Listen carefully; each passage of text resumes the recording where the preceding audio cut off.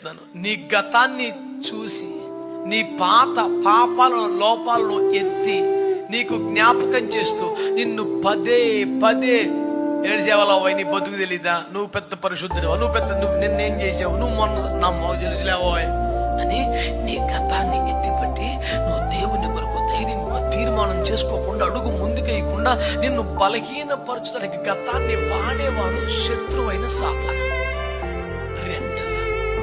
నీ వర్తమానాన్ని చూసి పదే పదే కృంగిపోయేవాడు నువ్వే.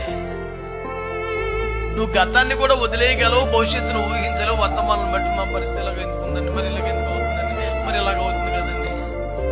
నీ గతాన్ని చూసేవాడు, నీకు చూపేవాడు నీ వర్తమానంలోనే ఆగిపోయే రకం నువ్వే. ఈ రెండింటిని పట్టించుకోకుండా నీ భవిష్యత్తును చూస్తూ రాబో దినములలో నీ పట్ల తాను కలిగిన ఉద్దేశములను వాటిని నెరవేర్చగలిగిన తన సంకల్పమును, ఆ సంకల్పములో అమర్చబడిన తరువాత నీవు ఉండబోతున్న స్థాయిని ఇప్పుడే కల్లారా చూసి ఆనందముగా దాన్ని నీతో మాట్లాడగలిగిన వాడు నేను ప్రకటిస్తున్న ప్రభువైన యేసుక్రీస్తు వారు మాత్రమే.